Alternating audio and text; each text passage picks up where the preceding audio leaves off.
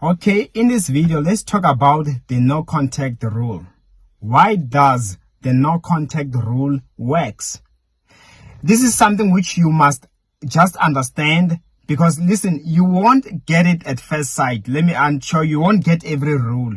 But if you can adapt, you can get used to, and you apply until you become comfortable, you'll be the master of dating. Let me assure you.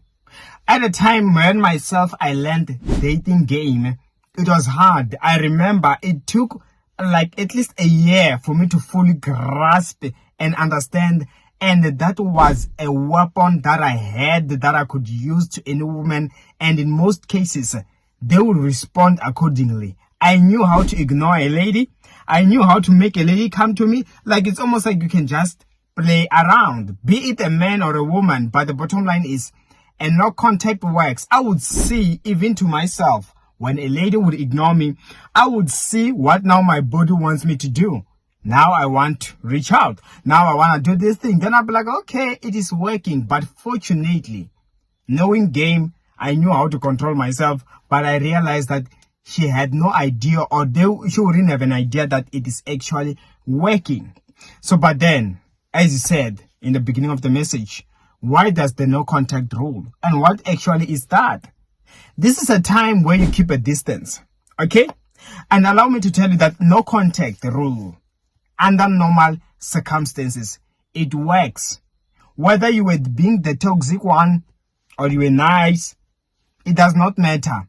If you can apply no contact one way or another, your ex or your partner, or you in a break, however you want to name it, they will get to a point where it starts to have an effect.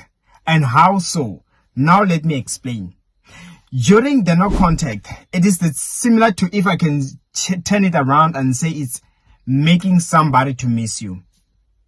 But then, of course, it is not necessary to make somebody to miss you alone, because somebody might miss you because you just went somewhere, you're coming back. But a no contact, there is so much that happens or that comes out from being in a no contact. During that time, let me assure you, a person will begin to miss you, right? As it's a given. But during the no contact as well, your value starts to go up. During the no contact, a person starts to sit down and make comparisons, because you must be you must face the reality of, during no contact, most people, it is not that they are alone, happy alone. Nah, not necessarily always the case. In fact, they are living because they want to taste something new, or there is somebody already in the picture. That is why sometimes you can wake up, somebody dumps you, and they be like, no, it's not you, it's me. Most of the time, it's because somebody else is distracting them. Unless, of course, if you are just being so clingy, and they just felt like, oh, this is too much, I was better off single. Especially if you found them single for that long, to the point where they were comfortable being single. So, but during the no contact, haven't you heard the saying that goes like, distance makes the heart grow fond, or something like that, right? Haven't you ever fought with a friend or somebody, whether it's family or whatsoever, but you realize that initially you were so mad at them, you did not even want to ever see them again. But maybe a year later, 3 months later, it depends. But after some time, you bumped into that person. Even before you bump into them, maybe one day you start to recall the good things or the good memories you used to have. And sometimes you realize that you do get tempted to have a feeling of, if they were to bump to each other, no problem, no harm. If you can compare with this feeling with how you was in the beginning when you went no contact, on how angry you were like, I never ever want to see you again in my life, you will see there's a difference. In the beginning, you never wanted to see them again. Now you are changing a story. You wouldn't mind just saying hi, and that's it. That shows that during that space of time, you were able to heal. Haven't you had, or ask yourself a question, why is it that in most cases, when somebody is angry, they say, listen, give them space, give them time. Don't talk to them, they're still angry. Give them time. And when you give that person time, that's how they heal. That is how the no contact rule also works. Somebody, that's why I said it can work whether you were the toxic one or not. Or at least let me explain to you. You might be wondering that, oh, I used to beat her up. Oh, I used to abuse him. Like whatsoever. The thing is this. It's only that when you were the toxic one, when they begin to miss you, when they begin to recall the good memories, they will just only quickly console themselves and rebuke themselves from reaching out to you, remembering that, yes, I miss him or her, but she used to abuse me. He used to beat me up. He used to verbally and whatsoever. And that's how they end up stopping, and they never ever reach out back to you when you are toxic. Unlike when you are too good. If you were really a good person, you were treating them right, the moment they get to that point of missing you, that is when, in their sober mindset, reality knocks. They'll be like, again, why did we separate, if I'm to remember? Yeah, but I think it was good. But honestly, I used to take advantage of him. Oh, honestly, she used to be good. I don't know why. I'm such a mess. And they'd be like, you know what? Let me reach out back. You get what I'm saying? That is how they will end up contacting you back. Okay, personally, you may ask a question like, who should break the no contact between us? It depends where you stand. Do you want them to, or do you want them back for that matter? If you are the one who wants them back, of course, most preferable and on a personal level, I have realized that it would work most times when a lady would reach out to me first. And I'll tell you why that is the case. According to my theory, and I understood why in most times if I would reach out first, things will start to crumble. Okay, let me explain. If I was to, when you break the no contact, that's why you will be told many times, I'm sure you might have heard these advices. The danger of breaking the no contact is you don't know at what state of mind they really at. Unless, if by coincidence, you are to happen to hit the target, then breaking the no contact will work. But then, that's what made me to understand why sometimes it would work or not when I break the no contact. But then, if totally I would not break until she would break it to me, it would work, and I will tell you why again. So when you break the no contact, it could be you breaking it. Of course, it's been 3 months, you haven't been talking, but that person probably is seeing somebody else at the time. Or probably that person at the time, they have not missed you enough to crave, almost desperately to want you back. You know what I'm saying? That is why at that time, if you can break the no contact, it is likely not to work. Because what I would experience when I break it, yes, I don't remember any text that was ignored. They would respond well, they would show excitement for some few hours, but the following day, they're back to their old mind, they don't want to talk anymore. You get what I'm saying? And that's when I realized it is better when they reach out to me first, because this will only prolong me having to now begin from square one, and I drag another extra 3 months again, until they can break it first. So it's because you broke it at a time where they have not concluded that they want to get back to you. That is why it doesn't work. So when you wait for them to break, it's an absolute indicator that that person, of course, some they even say that I've been wanting to text you. I remember this lady begging me. She was like, I've been wanting to text you for so long, but I just decided today that, you know what, let me swallow my pride. And you get what I'm saying? So this is what I'm talking about. They gonna reach out to you. They gonna break the no contact. And when they do, it is because now they are ready. They are swallowing their pride. And in that state, That is why it could be easy for you to dictate on the way forward. They're gonna make their intention clear, and at that point, it is easy for you to come up with the rules that, you know what, if you are serious about this time around, I don't want this stuff. This time around, let's do things like this. And this time around, they're gonna take it all. But you cannot expect to break the no contact and then you be the one to come up with the rules. Come on, you're the one who went to their house. They didn't invite you, right? You can't enter somebody's house and still make the rules, isn't it? So that is the same thing with breaking the no contact.